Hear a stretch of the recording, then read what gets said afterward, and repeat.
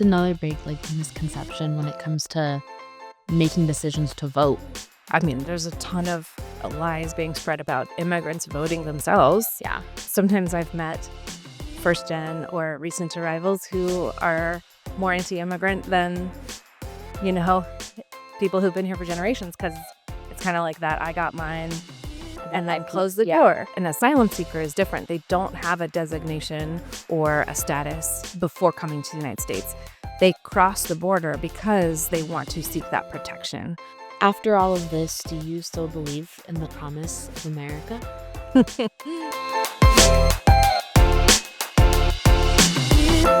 Welcome back to From Home to Here. This season, we're doing something different. We're not just telling stories, we're asking bigger questions. And before we answer it, we have to understand something foundational. How does the American immigration system actually work? Immigration is one of the most debated issues in America, and yet it's also the least understood. Who gets to come in, who gets to stay, and who gets to decide? And what happens when the people navigating the system are children? To begin this season, I wanted someone who works inside the system every day, not just from a distance and not just from theory. Clare is the executive director of Asylum Clinic Kansas City. She has represented unaccompanied minors, asylum seekers, and families facing deportation. She serves on the Eye of an Immigrant Advisory Board and on a national advisory committee focusing on children's immigration representation. Clare, thank you for being here, and thank you for all the work that you do. Thanks for having me. So I want to start off with how the system actually works. And we'll do this in different pieces, but the first piece is kind of talking about your path and what initially drew you to immigration law. Good question. I think I was honestly just following my heart. I wanted to get an education, use my skills in a way that I thought could be the most useful in society, identify a need that I could maybe make a difference. And I learned Spanish as an undergrad. I studied abroad in Mexico and Chile, and I absolutely loved that. I loved that experience of working with people, meeting people from another culture, speaking in a new language. And I wanted to do that in my everyday practice. So I had a mentor early on who opened my eyes to just the immense need in the immigration world for competent and pro bono services for immigrants. I started off at Legal Aid of Western Missouri as a paralegal, and just knew that this would be a great path for me, a good fit for me, and ended up Sticking with it, going to law school, coming back, and opening launching the Asylum Clinic. How long have you been working in immigration law now? If you consider the time that I was working as a paralegal, that was in 1998, and my math is bad, but a long time ago. So like 20-something years, yeah. Obviously, immigration is everywhere on the headlines right now, and it's such a heavy topic. So why stay in it? I think the same thing that drew me to it is that I just feel like the need is there, and I can't stand on the sidelines. I have to be using the gifts I've been given, the skills that I have to work, for what I believe is right, and to live out my personal values. I can't ignore the injustice that I see right now. Yeah. So speaking about the injustice and the system, I want to break down how it all works and the educational core of immigration, the immigration system, the legal system. So when people say we need to fix the immigration system, what are they actually talking about? Gosh, it is such a huge mess and a huge question that it probably means a lot of different things to a lot of different people. There's so many different government agencies and bodies that touch the immigration system. And so if you could be talking about the immigration court system, you could be talking about the benefit system, which would be United States Citizenship and Immigration Services. You could be talking about the refugee system, the student visa system, the employment-based immigration system. So it touches just such, and that's part of why it's so hard to fix, is that it's just so massive. But I think of it like a house that was built a long time ago, and instead of actually making repairs and making sure the house remains livable and healthy, we've just tacked on a plastic sheet here and there. We've added a fire escape. We've, patched over holes, and we've never actually taken the time to do comprehensive immigration reform and really get at the root Yeah. um, of the problems that we see. And the other issue is just the politis The politics the of politics of it, how politicized it Yeah. is. Okay. Um, because every time a new administration comes in, their priorities shift so dramatically that whatever was starting to change or be repaired or built under one administration, the first priority of the next administration is probably to tear that down Yeah. and introduce some totally different priority. And so we're playing this game of back and forth ping pong that only increases the damage that we're doing to having a stable, living situation in the immigration world. Yeah. One thing that's come up often that you've kind of touched on is how changing administrations kind of changes how you have to approach the work also. When you're working with individuals that need help with the immigration system. One thing that's also been talked a lot about is the border and asylum seekers. Right. So when somebody arrives at the border to seek asylum, can you walk us through what happens from the minute they enter the United States? So again, like every lawyer likes to say, it depends. Right. But it does depend on how it depends on what the rules are at the time in which they cross and how they cross. So there's crossing the border without inspection, which means just essentially like an irregular entry, like entering the United States, like by a dry creek bed and walking over a line, and all of a sudden you've moved from Mexico to the United States, and that's called entry without inspection. And asylum seekers often will walk over knowing that CBP, Customs and Border Patrol, might be in an SUV down the road, and they're going to be coming, and then they'll always say "me entregue," which means I turned myself in, and they ask for asylum or they ask for help, and they would be processed, potentially detained, depending on the rules at the time, Right. and then they might have to bond out, or they might be released after an interview, a credible fear interview, like basically establishing that they potentially qualify for asylum, like a preliminary type of interview. But then there's also crossing at a port of entry, and that's what we call arriving aliens. I don't like calling it that, but that's what the legal terminology is. And so that's when someone comes to sort of like the gate or the port, and it's different officials that work those gates than the enforcement that comes and picks people up who just cross. But um, they can seek asylum by presenting themselves at a port of entry and being processed that way.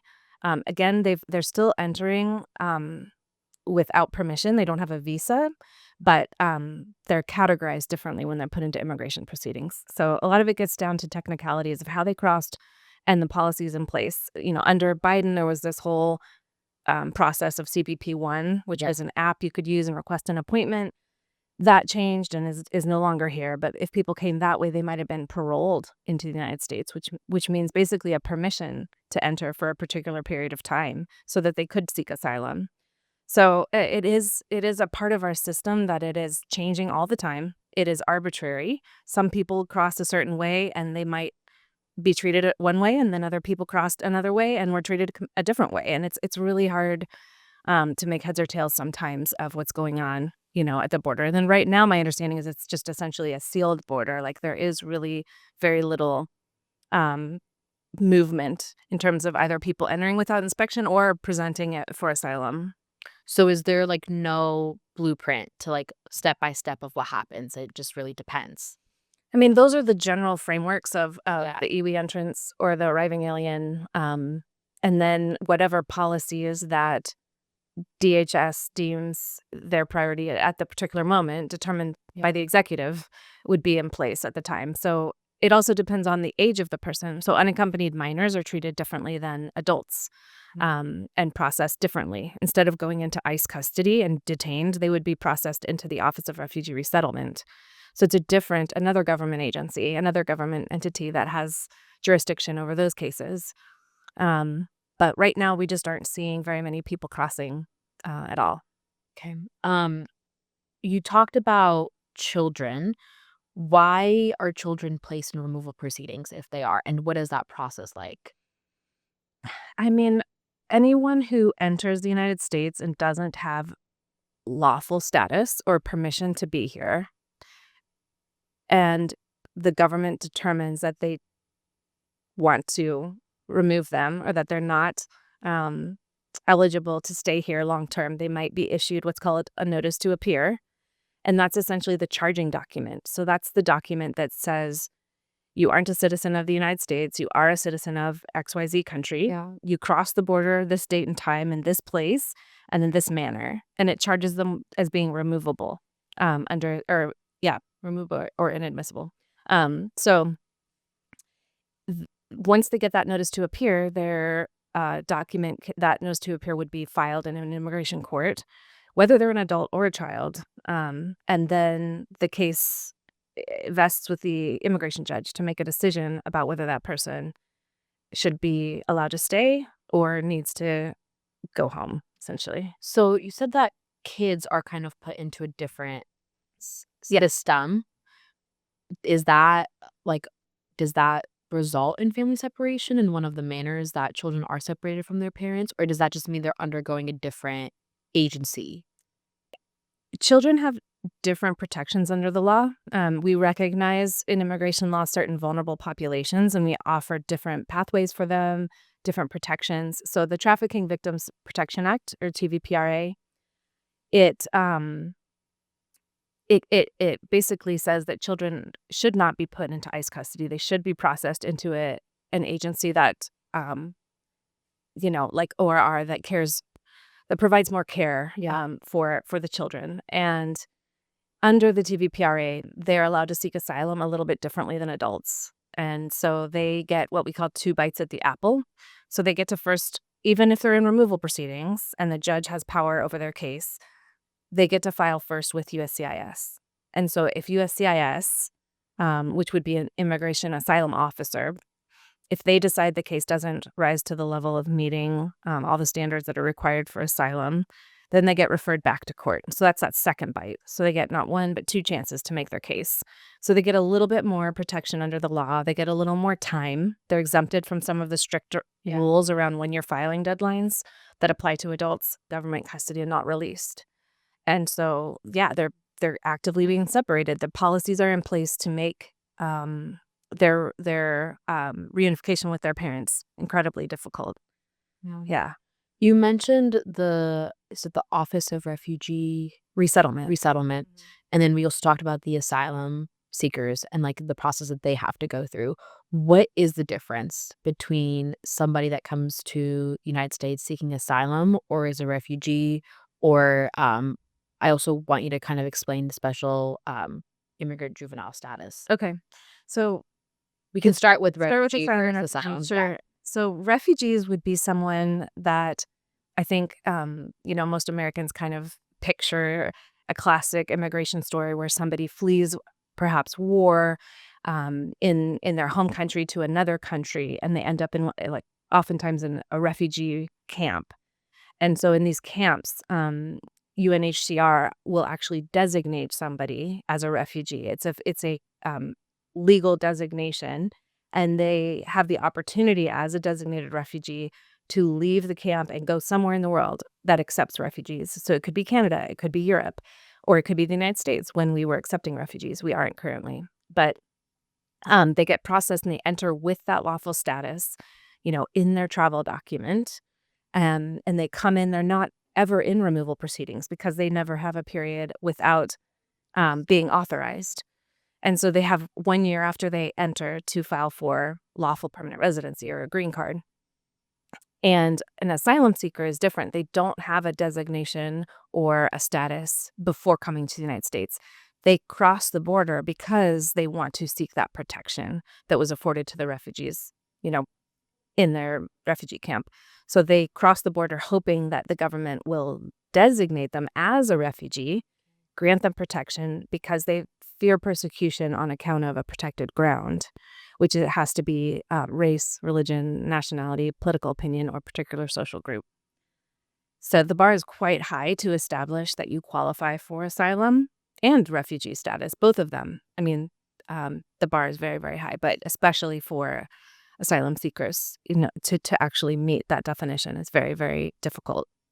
And then what about special immigrant juvenile status? So that's another visa. A visa is essentially permission to stay in the United States. And that's a pathway to a green card, meaning it's not just a temporary designation like temporary protected status would be. It's um, a designation that once you get it approved, you can wait for a visa to be available and then get a green card. And the way you can seek it is by having a state court determine that the person is abused, abandoned, or neglected by one or both parents, and it's not in that child's interest to return to the home country. It only applies to children as defined by state law. So this is where it gets very, very in the weeds. But what's a child in one state is not necessarily a child in another state, because state law impacts and intersects with federal immigration law in this area. So in both Kansas and Missouri, the age of majority is 18, but there are other places like Nebraska where it's 19 or Maryland where it's 21. So people in those states have longer to seek special immigrant juvenile status and apply for the visa. But here in Kansas and Missouri, I have to encounter someone, quite a bit before they turn 18. So we can start that state court process, apply for the visa, and then they have a long wait period. It could be 5, 8, 10 years before a visa becomes available, and then they get a green card. What's the range of like wait periods across all immigration cases? Oh my gosh, it can be anything. I mean, the absolute fastest, I'd say, would be, a couple of years through a family-based case. If there's nothing irregular about the case, there's no prior immigration, violation or criminal history or concern about, the marriage is very clear. Everything's very clear. So like a family-based case that could be really quickly accomplished, maybe in a couple of years, versus certain visa petitions. So famously a U visa, for example, which would be for someone who's the victim of a crime, that can take like 20 years before the person actually gets their visa Yeah. or their green card.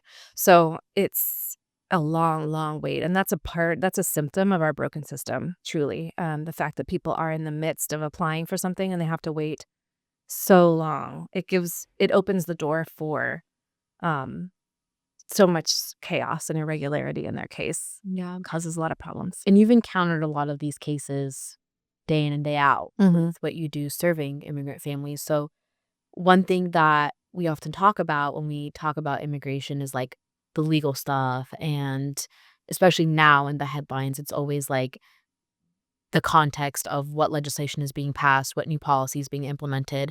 But sometimes we often forget like these are real people going through Absolutely. real life experiences that are traumatic. And so when you encounter immigrants that you're working with, how does trauma intersect with establishing credibility in front of a court or in front of a judge in It's a cases? huge factor that we have to take into account. It starts, I mean, we try to practice what we call trauma-informed lawyering because we know trauma impacts someone's memory. It impacts their ability to recall detail.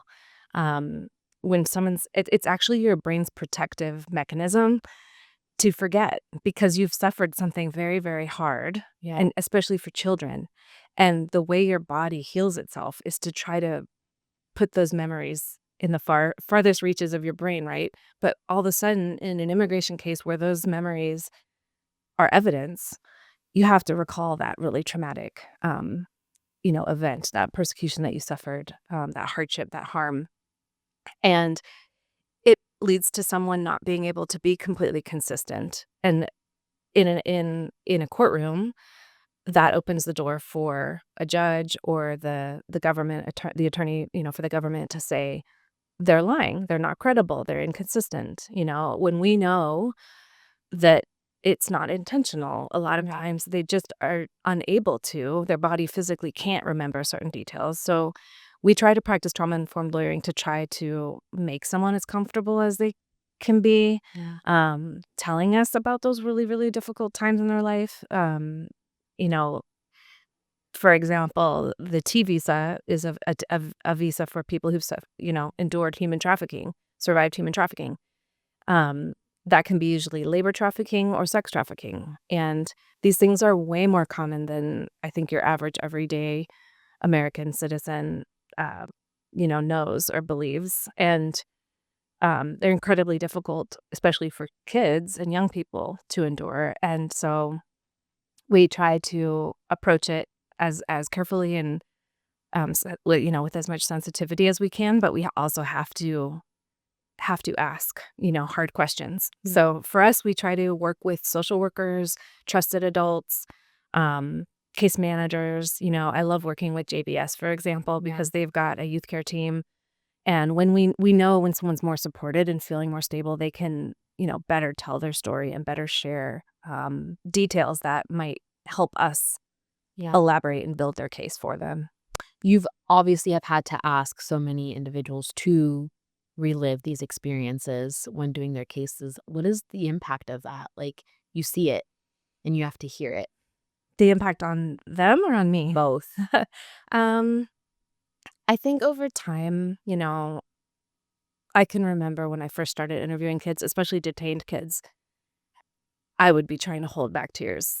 I have 3 kids of my own, Yeah. and I would see these kids that were similar to the ages of my kids, imagining my child alone in a foreign country without me, in a place that they've never been, completely afraid, alone, not knowing what's gonna happen, and it absolutely, utterly broke my heart. But to do this work, I've had to compartmentalize and try to not put myself into every case in that way, that personalize it. I have to have a certain level of distance that I keep, not because I want to, but just so that I can sustain the work. I mean, secondary trauma is real. When you absorb that trauma from other people, Right. you can start to develop your own kind of symptoms. It's not your trauma, but you are constantly exposed and listening to these and going through that heartbreak, knowing what other people are suffering. And so I've had to do a lot of, finding my boundaries, trying to strategize ways to leave work at work and be Yeah. present for my own family when I go home. It's really hard, especially in this moment when things are so Chaotic. chaotic and stressful. Yeah, it's really, really tough. It creeps in. But for my clients, I mean, obviously for me, I always try to put, I mean, sustaining myself is important, but like the clients are the ones who've, lived through Yeah. firsthand these experiences. And so I always want to center them first because I mean, I can't imagine, having done and walked some of the journeys that I've seen, but it does lead sometimes to some of the most incredible stories of resilience that I've ever witnessed. Yeah. And that does give me incredible, hope and strength. And that's one of the reasons I love the work is because I meet people who are just, I mean, just mind blowing. Yeah. Yeah. That was gonna be my next question. Is there like a big success story that you can share? Yeah. Oh gosh, I've got I could, I've got several. There's one of the kids that I met when I first started doing detained work. He actually walked from Chile to the United States with his older cousin. They were both asylum seekers. They endured months of journey, incredibly hard, and were separated at the border because the older cousin wasn't a parent or legal guardian. So he went into ICE detention in Texas, and the child was processed and put into the ORR facility in Topeka, Kansas. And I represented him while he was detained. He was released. He stayed in Missouri so I could, be his attorney. And his older cousin actually won asylum while detained in Texas, which when I first heard that, I thought, like, there's a mistake. There's no way that could even happen. Yeah. But he did. And so he was released after winning asylum, and he reunified with my client. And they stayed in Missouri, and then they ended up moving to Ottumwa, Iowa. But I kept them on I kept the younger kid on as my client because it was just such a strong case and such a Yeah. story. And he ended up getting his special immigrant juvenile status. His older cousin was his sponsor, and then he ended up getting a green card. That's awesome. And one day he showed up at my office several years later just to say hi and surprise me. So there's a picture of him on my Facebook feed on Asylum Clinic. But he was just incredibly grateful that our paths had crossed. It was like I was incredibly grateful for him, and he was incredibly grateful for me, and we're both forever changed by being able to have walked that immigration journey, a little piece of it together. But he's amazing. He's an amazing kid. Yeah, that's an awesome story. Yeah. And I feel like we don't talk about that enough. Like Yeah. in the headlines, we don't hear that. Yeah. That these are young adults, kids that Yeah. are making these journeys, and sometimes it is life or death. Absolutely. Absolutely.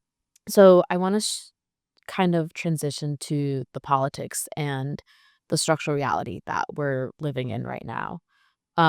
Obviously things are changing quickly and dramatically right Right. now. Um, do you think the immigration system was ever designed to function efficiently or to deter people from entering?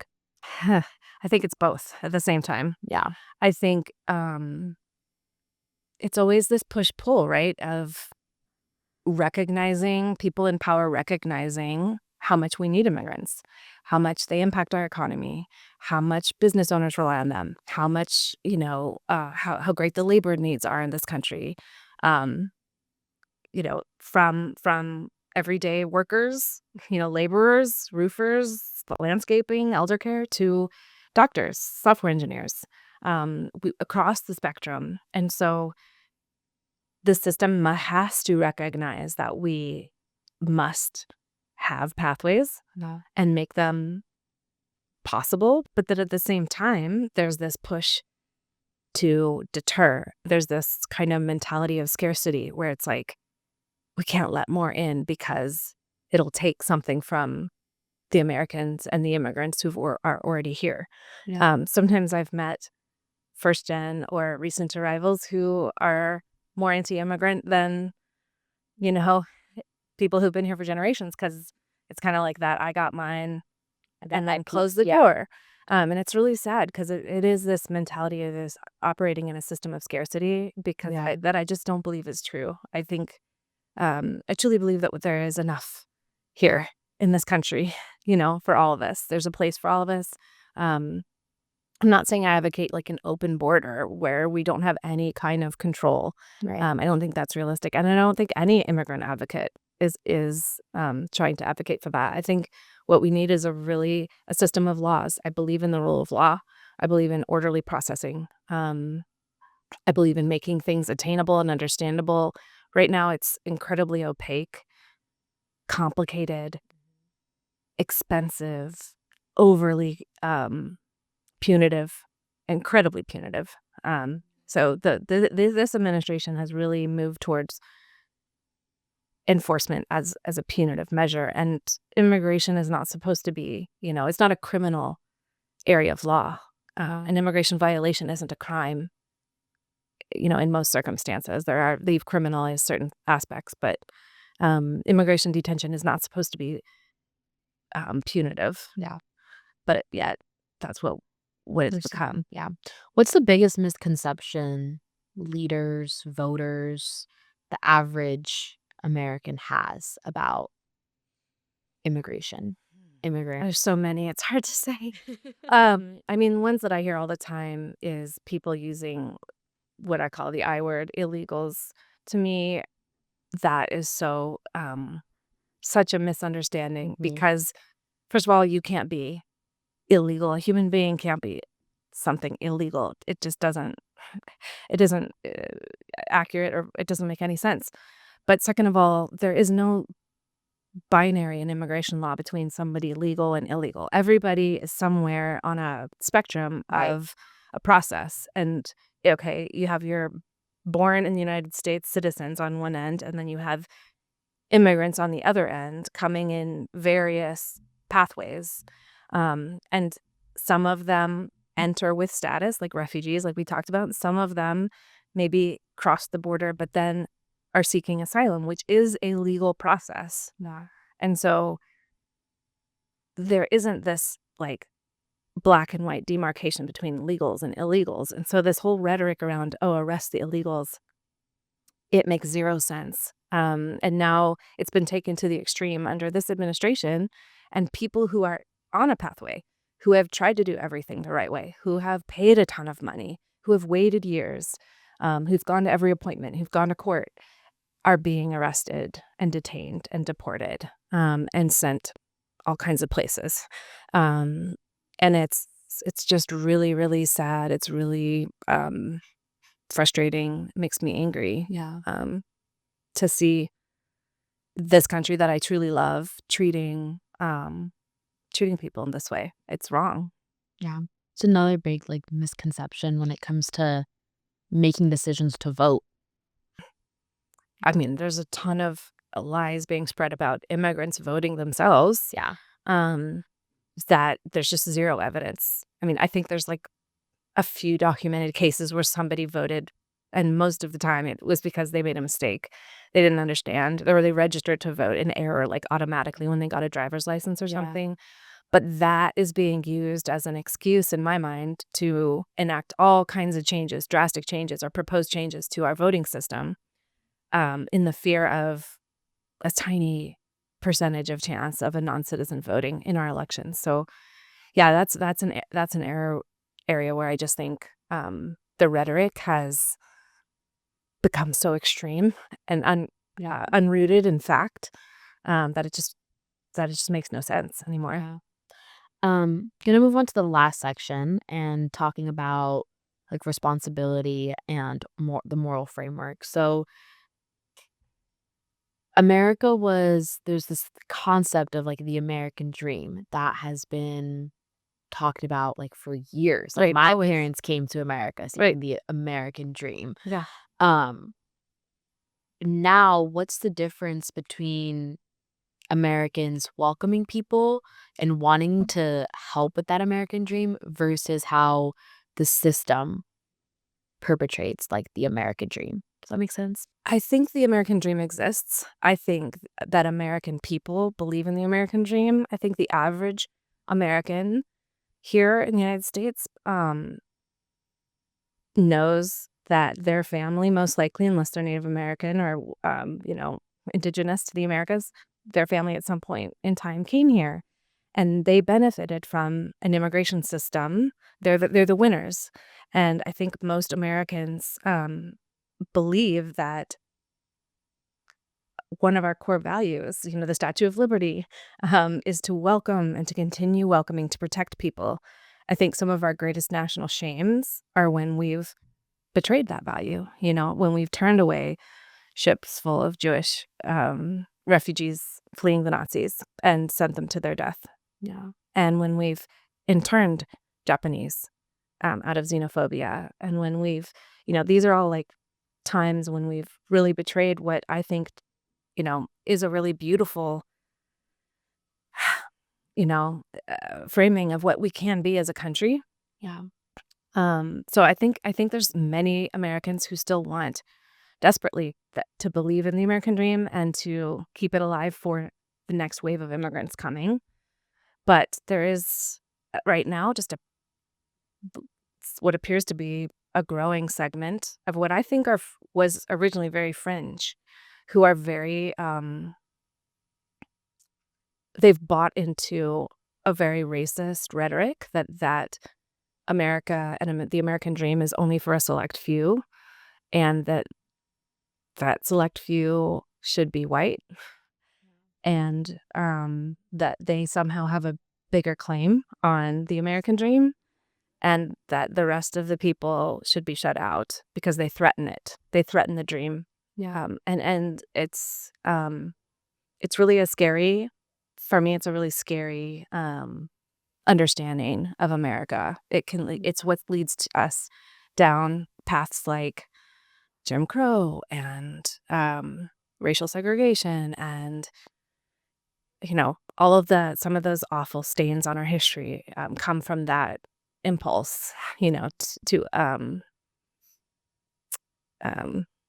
otherize people and be afraid of welcoming instead of working towards continuing what I believe to be the true American dream. So I don't know if that answers your Yeah, question. no, it does. With that in mind, I'm going to ask you the season question, which is what we're trying to answer this year. What does America ask of immigrants in 2026? And what does it owe them? Mm, it asks a lot. In my experience, it asks them to be almost superhuman. It asks them to be perfect. They can't have any mistakes. I mean, even a traffic ticket can, impugn my client and make their application for a green card potentially at risk. They ask way too much. They ask them to be so, financially stable that they might never ever rely on a government benefit. Um, they have to meet certain health requirements. Can't have a communicable disease. We set the bar incredibly high for the immigrants that we even lawfully say that we would admit. Yeah. Um, and I think we owe a lot more to immigrants than what we're giving them credit for. I think the United States was built again by these waves of immigrants that brought their history and their culture and their experiences and their ideas and their innovation. Yeah. And we've benefited from that over, as each wave has come, America, I believe, has been strengthened. And we owe it to future generations to keep that door open. Yeah. After all of this, do you still believe in the promise of America? I have to. Otherwise, I don't know why I would be doing my job. I would just be telling everybody to just leave, I think we have an incredible foundation.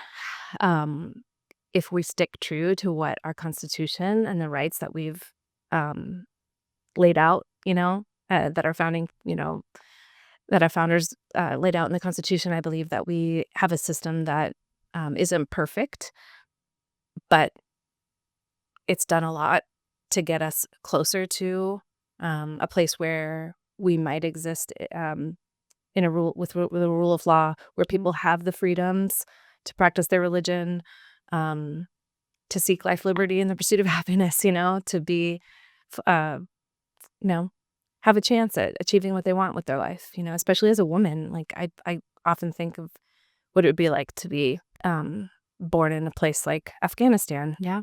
And a lot of my Afghan clients, they come from a very, very different experience, and I feel just incredibly lucky. And I wouldn't want to be born anywhere else. I want to stay here. I want to live here, but I want us to live up to the promise of what we can be.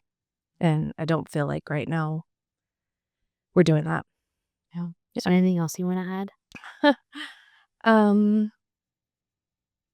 I mean, gosh. It's just I feel truly honored and privileged that I get to do the work that I do, even though it's hard. I love working in the immigrant advocacy space. I love getting to work with people like you.